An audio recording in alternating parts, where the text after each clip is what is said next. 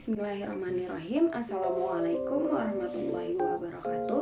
Perkenalkan, nama saya Aryati Putri Siagian dari kelompok 8 manajemen dengan judul Manajemen Sistem Informasi. Juga teman-teman saya Ihsan Abdul Zafar, juga Sarifah Aini Siregar. Di sini kami akan menjelaskan sedikit tentang manajemen sistem informasi. Baiklah, sebelumnya kita bahas dulu nih tentang pengertian sistem informasi manajemen. Jadi sistem informasi sendiri terdiri dari dua kata, yaitu sistem dan informasi. Sistem berarti gabungan dari beberapa substansif yang bertujuan untuk mencapai satu tujuan. Informasi berarti suatu yang mudah dipahami oleh penerima. Jadi sistem informasi memiliki makna sistem yang bertujuan menampilkan informasi. Sistem informasi manajemen sendiri adalah sistem perencanaan bagian dari pengendalian internal atau bisnis yang meliputi pemanfaatan manusia, dokumen, teknologi, dan prosedur oleh akuntansi manajemen untuk memecahkan masalah bisnis seperti biaya produk, layanan, atau suatu strategi bisnis.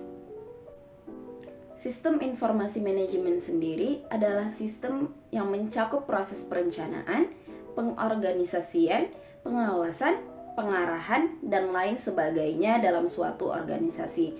Sedangkan informasi dalam suatu organisasi adalah data yang diolah sedemikian rupa sehingga memiliki nilai dan arti bagi satu organisasi.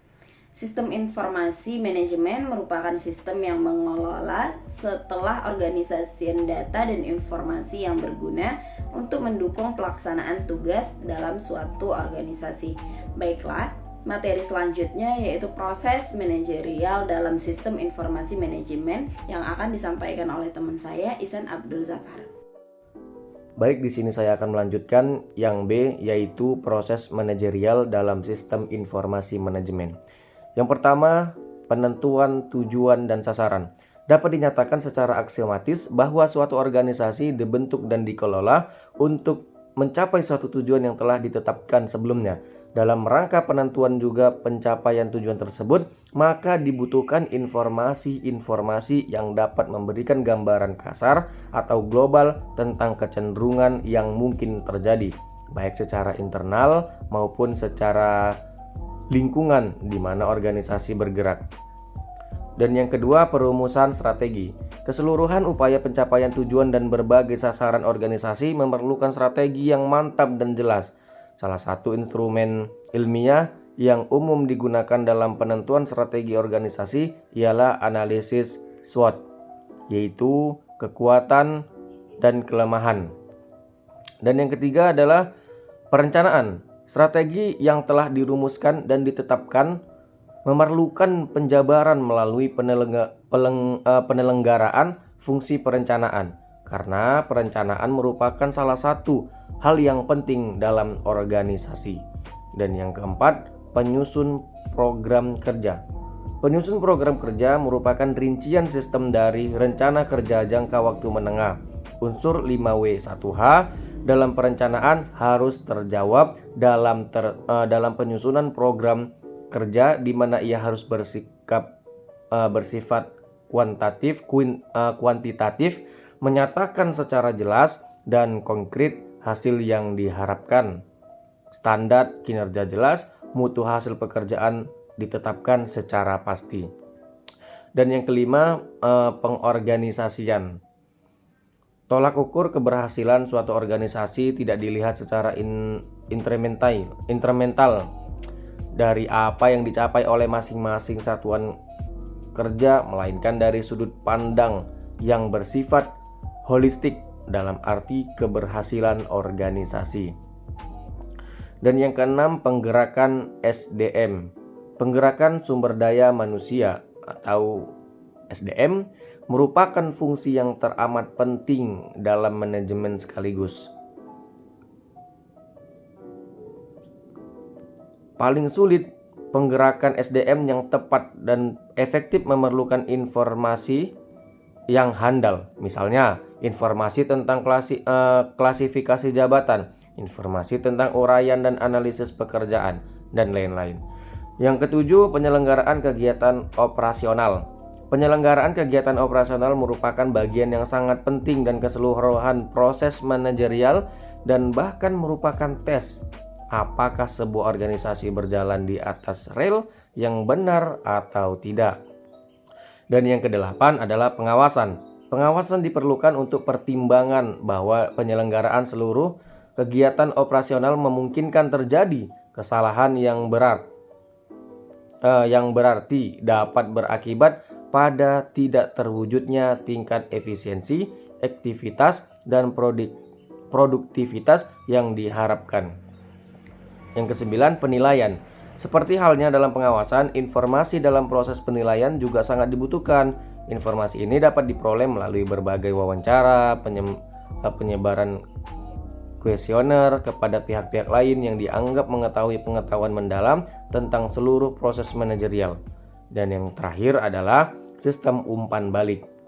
Semua informasi yang diperoleh, terutama dari hasil penilaian, diumpan balikan kepada berbagai pihak yang berkaitan dengan manajerial organisasi, termasuk kepada para pemodal, pemilik saham, manajemen puncak, para pemimpin satuan usaha, dan lain sebagainya. Mungkin itu saja yang dapat saya sampaikan.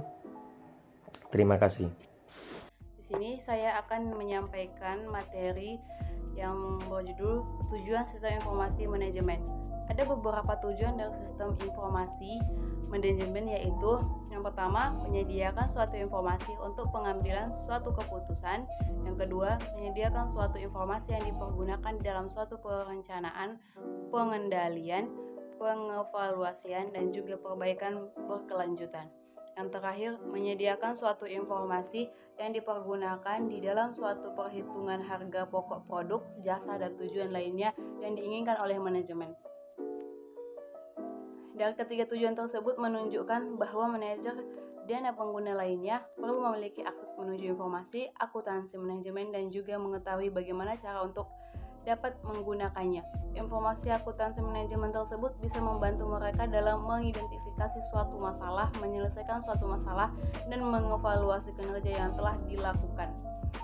D. Manfaat sistem informasi manajemen. Manajemen sistem informasi manajemen yang baik adalah sistem informasi manajemen yang mampu menyeimbangkan biaya dan manfaat yang akan diperoleh. Artinya, sistem informasi manajemen akan menghemat biaya, meningkatkan pendapat, serta informasi yang sangat bermanfaat. Dalam sebuah sistem informasi manajemen, komputer bukan prasyarat mutlak secara teoretis. Dalam praktik, sistem informasi manajemen yang baik tidak akan ada tanpa bantuan kemampuan pemrosesan komputer, yaitu sistem informasi manajemen harus dijalin secara teliti agar mampu melayani tugas utama. Sistem informasi manajemen bertujuan untuk memenuhi kebutuhan informasi umum semua manajer di perusahaan atau dalam subunit organisasional perusahaan. Sistem informasi manajemen menyediakan informasi bagi pemakai dalam bentuk laporan dan output dari berbagai simulasi model matematika. Ada banyak manfaat dan fungsi dari sistem informasi manajemen. Fungsi dari sistem ini tidak terbatas pada pihak manajemen saja, melainkan juga bagi organisasi secara keseluruhan. Menurut Rahman dan Saudin, manfaat dari sistem informasi manajemen yaitu yang pertama, meningkatkan produktivitas serta penghematan dalam hal biaya di dalam organisasi. Yang kedua, meningkatkan kualitas dari SDM dikarenakan unit sistem kerja akan lebih terkoordinasi serta sistematis. Ketiga, mempermudah pihak manajemen dan melakukan pengawasan, perencanaan, pengarahan, serta pendelegasian kinerja pada semua departemen yang mempunyai koordinasi dan hubungan. Yang terakhir, meningkatkan efisiensi serta efektivitas data yang lebih real-time dan akurat. Baik, cukup sekian yang dapat saya sampaikan. Assalamualaikum warahmatullahi wabarakatuh.